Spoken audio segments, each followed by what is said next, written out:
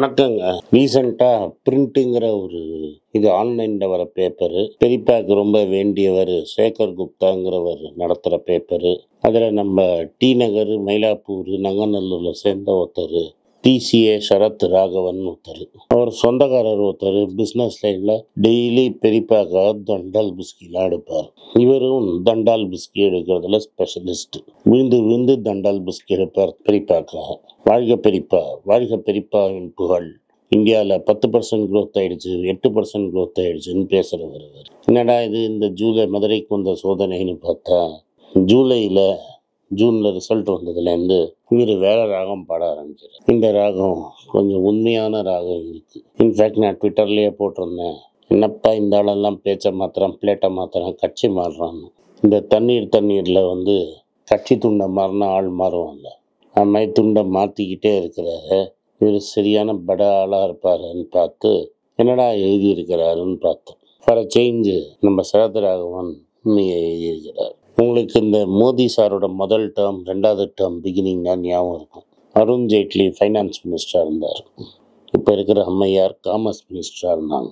என்ன சொன்னாங்க, 5 வருஷத்தில் நாங்கள் கோ எக்ஸ்போர்ட்டை $900 பில்லியன் ஆக்கி, இது இன்னும் 500 பில்லியனே தொடலை. 15 வருஷம் முடிய போகுது. 12வது வருஷம் முடிஞ்சிடுச்சு. இப்போதைக்கு 400 பில்லியன் தாண்டறதுக்கே ரொம்ப கட்டத்தில் இருக்குது. போன மாதம் எக்ஸ்போர்ட்டு புஷ்ஷுன்னு காற்று இறங்கின மாதிரி இறங்கிடுச்சு. அந்த பிறந்த சிங்கத்தை கூட்டிகிட்டு மேக் இன் இந்தியாலாம் காமிச்சாங்க. ஞாபகம் இருக்குல்ல உங்களுக்கு? சிங்கம்லாம் ஞாபகம் இருக்கும். அந்த சிங்கப்படத்தையும் போட்டு வைக்கிறேன் பாருங்கள். நீங்களே சிங்கத்தை கம்பீரமாக நடக்கும், கருப்பையும் வெள்ளையத்துலேயும் சிங்கம் பார்த்துருக்கீங்களா? பெரியப்பா வச்சிருக்கிறார். இப்போ இது முடிஞ்சு 10 வருஷம் நம்மளால் ஆட்சி பண்ணதில் 3% growth rate. நம்ம விலவீக்கம் 6, 7, 5, 4, இப்போ 3.8ன்னு இருக்கீங்க. இது பணம் எவ்வளோ தூரம் வீக்கன் ஆகுதுங்கிறது நம்மளுக்கு கணக்கு. ஆனால் ஆவரேஜ் growth 3.1 தான். இப்போ இதெல்லாம் ரூபாவில் தானே மெஷர் பண்ணுறோம். அப்போ நீங்கள் இன்ஃப்ளேஷன் அட்ஜஸ்ட் பண்ணிங்கன்னா 2014ஓட 2024 ஆக்சுவல் ருப்பி டேர்ம்ஸில் manufacturing as a % of GDP ரொம்ப குறைஞ்சிருச்சு. ஒரு ஆள் ஒரு ப்ளூ டர்பன் கட்டிட்டு சுற்றிட்டு இருந்தான்ல, உங்களுக்கு ஞாபகம் இருக்குங்க? அந்த ப்ளூ டர்பன் ஆள் சுற்றினதில் என்னடா உண்மை அப்படின்னு பார்த்தா, அந்த பீரியடில் ப்ளூ டர்பன் ரேஞ்சில் 2004 2014 7.85% க்ரோ பண்ணியிருக்கிறார். இவர் 3, அவர் 8 ஆல்மோஸ்ட். சரி போனால் போகுது, ஏதோ ஓசியில் பண்ணிட்டான். சரி, எவ்வளோ பேர் வேலை கிடச்சிதுன்னு பார்த்தீங்கன்னா, யூபிஏ பீரியடில் வெறும் மேனுஃபேக்சரிங்கில் வருஷத்துக்கு 6.5% ஏறிக்கிட்டே போச்சு. ஒரு வருஷம் 100னா 106, 106ங்கிறது 107, 108 அப்படின்னு ஏறிட்டே இருக்குது. மோடி காலத்தில் இந்த ஏறுற ரேட்டு 2.5% குறைஞ்சிருச்சு, 2.8% குறைஞ்சிருச்சு. 2014 2022 வரைக்கும் 6 கோடி ஒர்க்கர் இருந்தவங்க 6 கோடியே 3 லட்சம் ஒர்க்கராக தான் ஆகிருக்குது. 6 கோடியே 30 லட்சம் ஒர்க்கர் ஆகிருக்காங்க 10 வருஷத்தில். அப்புறம் வருஷத்துக்கு 3 லட்சம் பேருக்கு தான் எக்ஸ்ட்ரா வேலை கிடச்சிருக்கு. எவ்வளோ பேர் ரிட்டையர் ஆகிருப்பான்னு நீங்களே கணக்கு பண்ணிக்கிறீங்க. ஒரு வருஷத்துக்கு 1.5 கோடி யூத்து வேலையை தேடி வரான். அதில் 3லேருந்து 5 லட்சம் பேருக்கு தான் மேக்ஸிமம் வேலை கிடைக்குது மேனுஃபேக்சரிங்கில். அப்போ இந்தியா எப்படி ஒரு மேனுஃபேக்சரிங் சூப்பர் பவர் ஆகும்? எப்படி இந்தியா எப்படி உலகத்துக்கு குட்ஸ் பண்ணும்?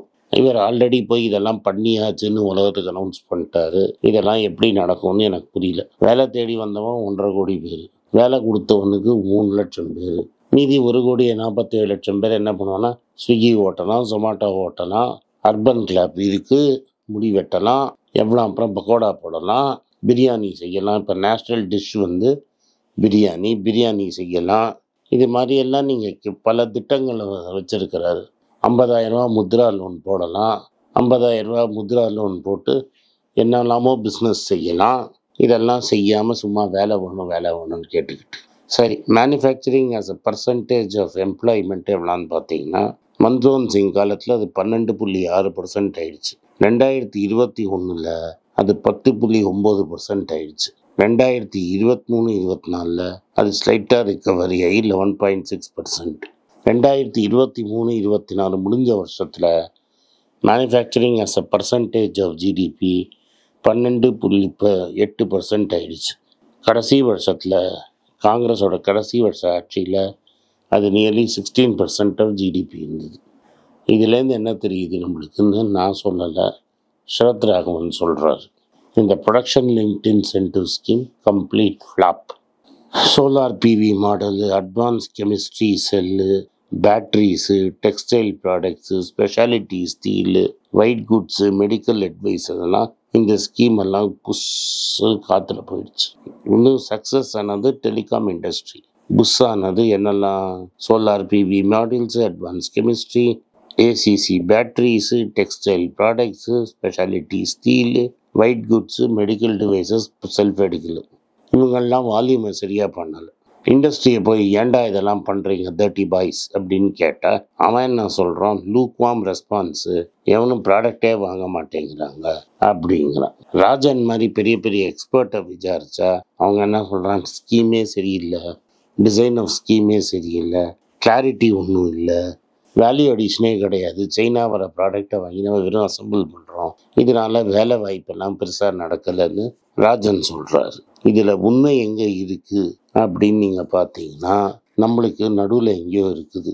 இதுக்கு நடுவில் பெரியப்பா என்ன பண்ணுறாருன்னா பப்ளிக் செக்டர் கவர்மெண்ட்டை ப்ரைவேட்டைஸ் பண்ணுறாரு. எஃபிஷியண்ட்டாக நடத்துறதுக்காக வெளியே நம்ம A1 A2க்கு சப்ளை பண்ணிகிட்ருக்காரு. அதுக்கப்புறம் நடுவில் இந்த ஏர் இண்டியாவை டாட்டா விற்றுட்டார். இது மாதிரி எல்லாம் விற்றுட்டு நம்ம கஜாக்கா தோஸ்த் அப்படின்னு ஒருத்தர் இருக்கார். A1 இருக்கிற ஏர்போர்ட்டு, போர்ட்டு எல்லாமே அவருக்கு தான். அதுக்கப்புறம் என்ன பண்ணுவார்? கவர்மெண்ட் ஜாபை மோர் எஃபிஷியண்ட்டாக நடத்துகிறேன்னு 5,10,000 வேக்கண்ட் ஜாபை இழுத்து மூட்டார். வேலையில் இருந்தாங்க, ரிட்டையர் ஆகி காலியாக இருக்கிற வேலை 5.1 லேக்கு டாப்புன்னு தூக்கிட்டு என்ன பண்ணிட்டாரு? அதுக்கு பதிலாக பர்மனன்ட் லேபர் கொடுக்காம கான்ட்ராக்ட் லேபர் ஆக்கிடுறாங்க. நீங்கள் எந்த பேங்க்குக்கு போனாலும் எங்கே போனாலும் அங்கே டிரைவர், பியூனு எல்லாம் இப்போ கான்ட்ராக்ட் லேபராக இருப்பான். அவனுக்கு முன்னாடி வாங்கியிருந்த சம்பளத்தில் 50% தான் அந்த சம்பளம். இப்போ மேனேஜருக்கு டிரைவர் பர்மனெண்ட் எம்ப்ளாயி இருந்தால் 30,000 சம்பளம் வாங்குவான். அவனுக்கு இன்றைக்கி 15,000 சம்பளம். என்றைக்காக ஒரு நாளைக்கு யூனியன் ப்ரைவேட் பப்ளிக் இது பண்ணி வாங்கிடுவாங்க, கம்பல்சரி பண்ணிவிடுவாங்க நம்பிக்கையிலேயே ஓடி லைஃபே ரிட்டையர் ஆனவன் பல பேர் இருக்கிறான். 91% இது ஏறி இருக்குது. இந்தியன் ஃபேக்ட்ரிஸ்லேயும் சரி, பப்ளிக் செக்டர் யூனிட்லேயும் மாருதி மாதிரி பெரிய கம்பெனியில் கூட பர்மனெண்ட்டாக எடுக்காமல் கான்ட்ராக்ட் லேபரில் எடுக்கிறாங்க. மெட்ராஸில் கையால் செய்கிற மோட்டார் சைக்கிள் கம்பெனிலையும் 2 பேருக்கு 3 வருஷம் வேலை இருந்துட்டு அப்புறம் பிரேக் கொடுக்குறேன்னு அமிச்சவங்கள எங்கள் கம்பெனியில் கூட இப்போ சேர்ந்துருக்குறாங்க. ஸோ இந்த ப்ரைவேட் கம்பெனியெல்லாம் கூட அப்பப்போ பிரேக் கொடுத்துட்றாங்க. அப்புறம் பார்த்தீங்கன்னா இந்த தாழ்த்தப்பட்டவங்க சமுதாயம், ஷெட்யூல்டு ட்ரைபு, ஓபிசி இவங்களோட ஆட்கள் வேலை செய்கிறது 1,30,000 2022, 23 குறைஞ்சிருக்குது. இதே சமயத்தில் இந்தியாவிலேருந்து எக்ஸ்போர்ட் குறைஞ்சிருச்சு, இம்போர்ட்டு ஜாஸ்தியாக இருக்குது. இதே சமயத்தில் ஹவுஸ் ஹோல்டில் சேவிங்ஸும் குறைஞ்சிருச்சு, மங்காத்தா ஆடுறாங்க, மக்கள் கடன் நிறைய வாங்குகிறாங்க. ஆனால் மோதியை கேட்டால் இந்தியா விக்சித் பாரத் ஆயிடுச்சுங்கிறார். நன்றி, வணக்கம். உங்களுக்கெல்லாம் தெரியும், ரீசெண்டாக மீடியாவில் பார்த்துருப்பீங்க, ஏன்னா தமிழ்நாடு காங்கிரஸ் கமிட்டி ஊடக பிரிவு தலைவராக அப்பாயிண்ட் பண்ணியிருக்காங்க. ஸோ பொலிட்டிக்கலாக என்னோட வியூஸ் என்ன அப்படின்னு நீங்கள் ட்விட்டரில் ஃபாலோ பண்ணணும்னு நினச்சிங்க @AnandS1967 என்னை ஃபாலோ பண்ணுங்கள். என்னோட real original Twitter ID for politics அதுதான். ஸோ பாலிட்டிக்ஸ் சம்மந்தப்பட்ட என்னோட எல்லா ஒப்பீனியன்ஸ், வியூஸ் எல்லாமே அதில் வரும். அதில் ஃபாலோ பண்ணுங்கள். நன்றி, வணக்கம்.